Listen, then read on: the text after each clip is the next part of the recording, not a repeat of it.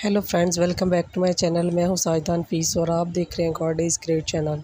खुदावंद की ज़िंदा जलाली और बाबरकत नाम है आपको मेरा दिली इस्लाम। मेरा ईमान है कि खुदावंद के फजल करम से आप खैरियत से होंगे।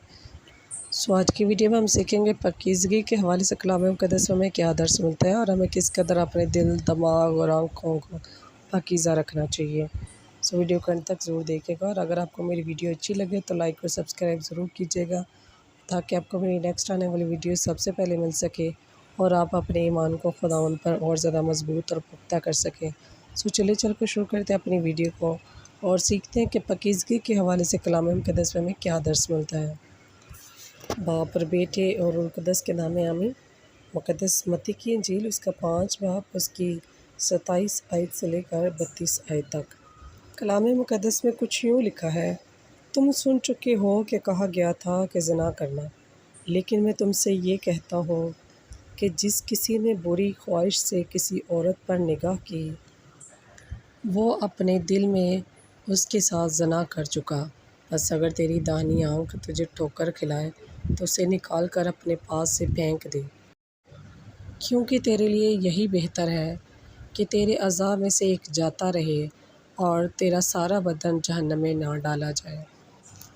और अगर तेरा दाहिना हाथ तुझे ठोकर खिलाए तो उसे काट कर अपने पास से फेंक दे, क्योंकि तेरे लिए यही बेहतर है कि तेरे अज़ा में से एक जाता रहे और तेरा सारा बदन जहन्नम में ना जाए।